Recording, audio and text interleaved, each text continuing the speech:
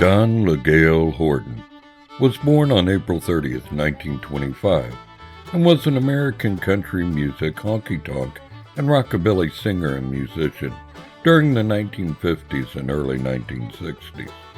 Best known for his saga songs that became international hits, beginning with the 1959 single, The Battle of New Orleans, which was awarded the 1960 Grammy Award for Best Country and Western Recording. The song was awarded the Grammy Hall of Fame Award, and in 2001 ranked number 333 of the Recording Industry Association of America's Songs of the Century. His first number one country song was in 1959, when it's springtime in Alaska, it's 40 below. Horton's music usually encompassed folk ballads based on American historic themes and legends. He had two successes in 1960 with both Sink the Bismarck and North to Alaska, the latter utilized over the opening credits to John Wayne's film of the same name. Horton died in November 1960 at the peak of his fame in a traffic collision less than 2 years after his breakthrough. Horton is a member of the Rockabilly Hall of Fame and the Louisiana Music Hall of Fame. Horton was born in Los Angeles, the youngest of 5 children of the former Ella Claudia Robinson and John Lowley Horton, and raised in Rusk, Cherokee County in East Texas. His family often traveled to California to work as migrant fruit pickers. After he graduated from high school in Gallatin, Texas in 1944, Horton attended Lon Morris Junior College in Jacksonville, Texas, on a basketball scholarship. He later attended Seattle University and briefly Baylor University in Waco, although he did not graduate from any of these institutions. Horton soon returned to California and got a job in the mailroom of Selznick International Pictures, where his future wife, Donna Cook, was working in the studio as a secretary. After a short stint studying geology in Seattle in 1948, Horton went to Alaska to look for gold.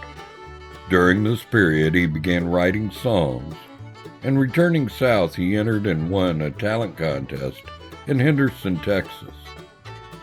Encouraged by this result, he returned to California to pursue a music career.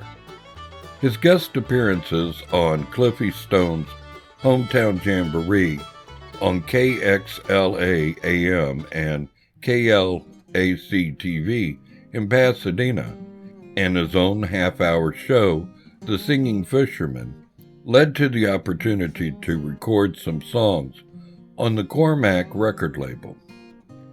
By the time the company folded in 1952, Horton recorded 10 singles for that label. Faber Robinson, owner of Abbott Records, acquired the master recordings. Around this time, Horton married Donna Cook. At the time of his marriage, Horton was appearing regularly on Louisiana Hayride, so he and Donna moved to Shreveport, Louisiana, where the show was recorded. He also signed a contract with Mercury Records and began recording his first song for that label, First Train Headed South, with the B-side being I Wished for an Angel, The Devil Sent Me You. And I've actually listened to that song on YouTube, and it's a pretty good song. He and his new backup band, the Rowley Trio, began touring under the name The Singing Fishermen, and the Rowley Trio in 1952, eventually changing the name to Johnny Horton and the Roadrunners. The constant touring was hard on Horton's marriage, and Donna moved back to Los Angeles. They were soon divorced. On September 26, 1953, Horton married Billie Jean Jones, widow of Hank Williams, who had died on January 1, 1953. Horton parted ways with the Rowley Trio, but continued to appear occasionally on Louisiana Hayride. His contract with Mercury expired in late 1954, with his recording of All for the Love of a Girl being his bestseller at 35,000 to 45,000 copies. Horton himself, always an avid fisherman, got a job in a tackle shop and put his music career on hiatus. But by the following year, his new manager and bassist Tillman Franks had obtained Horton a one-year contract with Columbia Records.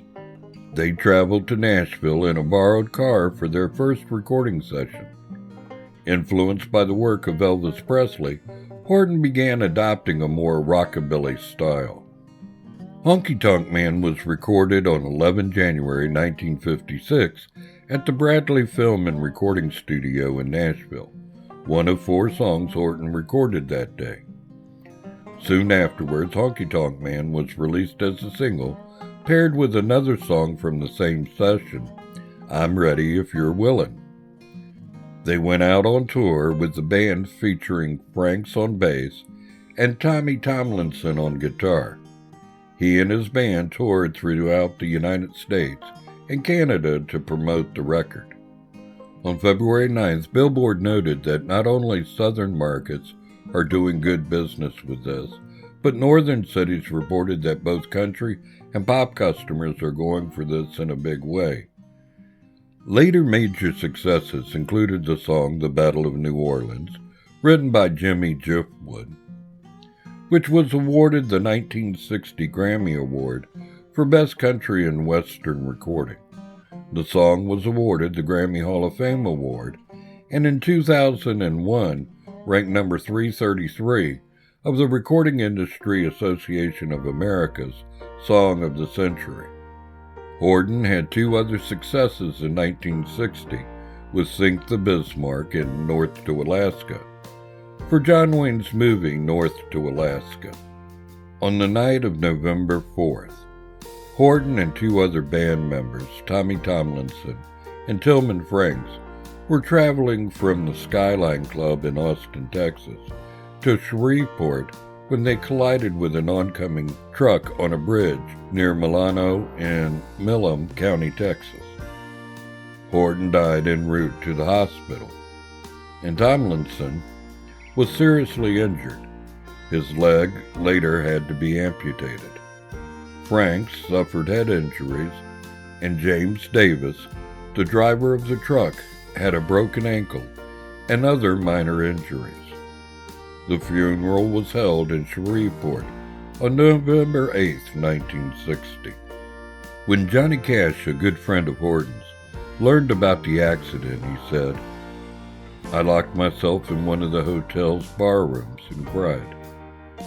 Cash dedicated his rendition of When It's Springtime in Alaska, It's 40 Below to Horton on his album, Personal File.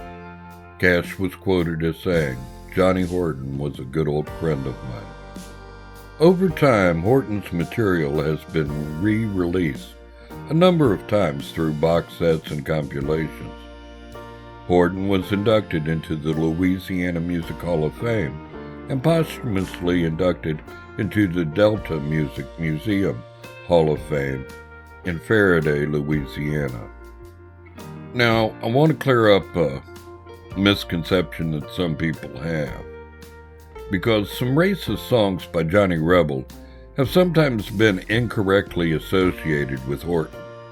Rebel did not begin recording until after Horton's death. The mistake is apparently because Horton recorded the historical song Johnny Reb, that people get confused. Johnny Horton was not a racist. Okay, that's the end of our video. I sure hope you enjoyed it. If you like this type of video and want us to keep producing them, please like and subscribe. And as always, thank you very much for watching.